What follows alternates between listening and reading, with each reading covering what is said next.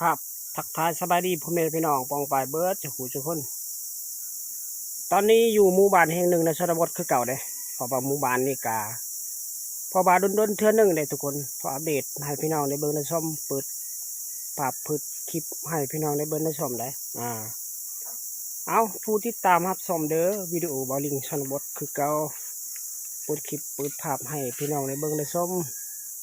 ตอนนี้หมู่บ้านแห่งหนึ่งประมาณ4-5 โมงแรกเลยก็อัปเดตอันนี้ก็คือทางเข้าบ้านส่วนหลายทางนี้เขาเจ้าออกให้ออกนาเลยเพราะว่าส่วนทางนี้มัน3 แยกตัวหนึ่งมันแยกไปทางผู้แยกนี้มันเข้าหมู่บ้านส่วนหลายเดินทางนี้ก็คือประมาณ4 โมงแรงหรือ5 โมงแรงทุกคนพออัปเดตวิถีชีวิตให้พี่น้องได้เบิ่งได้ชม FC หลายคนผู้ติดตามรับชมแต่หมู่บ้านแห่งหนึ่งชนบทคือเก่าหมู่บ้านนี่แมนหมู่บ้านแห่งหนึ่งบ้านป่าหน่อย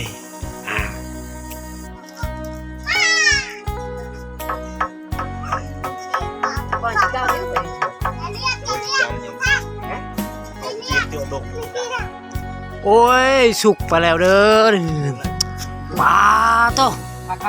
คักอาหารยำแรงนี่อาหารยำแรงเห็นบ่มากินเลยมากินอาหารยำแรงหมู่บ้านนี่กะเขาเจ้าเฮ็ดอาหารได้เพราะว่างูซิ่งนี่กะส่วนหลายเฮ็ดอาหารให้มันแซ่บก่อยถ้ากินก้อยงูก่อนถ้ากินนำเขาเจ้าได้เพราะว่าอันนี้แม่นไอ้น้องได้เขาเจ้าเอื้อนให้มันกินก่อนเอาจังได้กะบ่ติดต่อเนาะ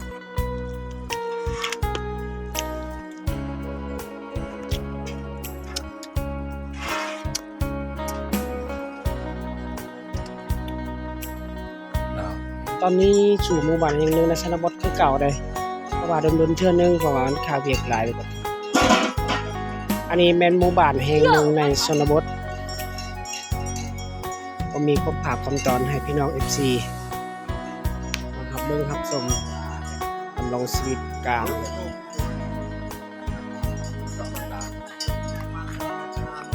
อันนี้แม่นงูเด้เขาเจ้าได้งู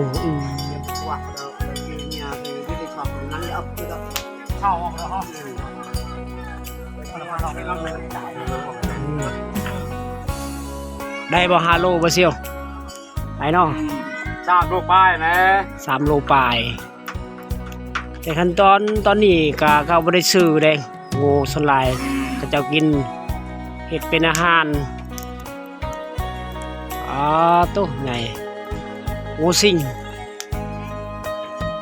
แบบนี้โอ้ควันเอา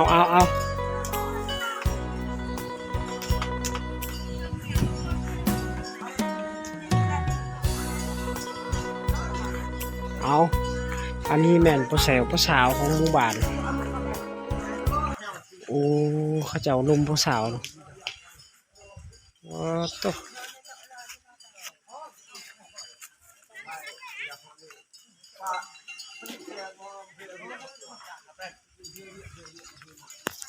นี่บอลเขาเจ้าเคยนอนเลยเพราะว่ายามแดดเขาเจ้าพักผ่อนก็เลยบอลจุดนี้เลยเพราะว่ากินข้าวก็กินอยู่สถานที่บอลลุ่มนี่เลยเพราะว่าอยู่ทึ่งกันกะส่วนไรชิฮ้อนตามฤดูนี้ทุกคนตอนนี้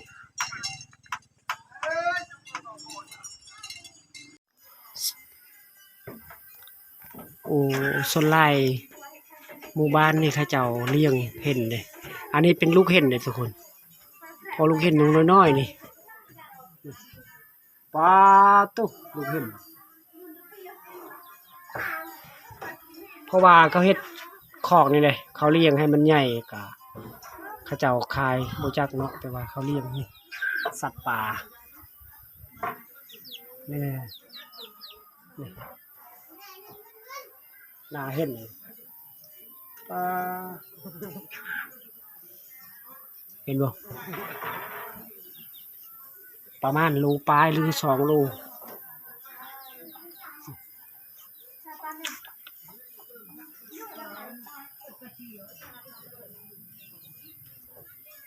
เอาลูกเห็นได้เขาเลี้ยงลูกเห็นอยู่แถวนี้นี่เห็นบ่โอ้โตไปเบิ่งไปชมกันเลย เข้าหมู่บ้านแห่งหนึ่งนี่กาคือว่าหมู่บ้านนี้กาส่วนหลายหมู่บ้านหลายเด้อเพราะว่า100 ครอบครัวเอาจึงได้กาพาติดตามนำกันไปว่าตอนนี้สู่หมู่บ้านแห่งหนึ่งในชนบทคือเก่าเลยเพราะว่าโดนเทื่อนึงเพราะว่ามันข่าวเบียกหลายไปกว่านี้อันนี้แม่นหมู่บ้านแห่งหนึ่งในชนบทก็มีความภาพความตอนให้พี่น้อง FC มาครับเบิ่งครับชมดำรงชีวิตการเกิดเป็นคนก็บ่เคยเห็นลาบงูอันนี้ก็คือว่าพี่น้องเฮ็ดลาบงู รอทางนะ ถ้ากินลาบงูก่อนแซ่บบ่แซ่บก็บ่ฮู้คือกัน ดิบยาวกะไทยก็ไทยลงไปช่วยเฮา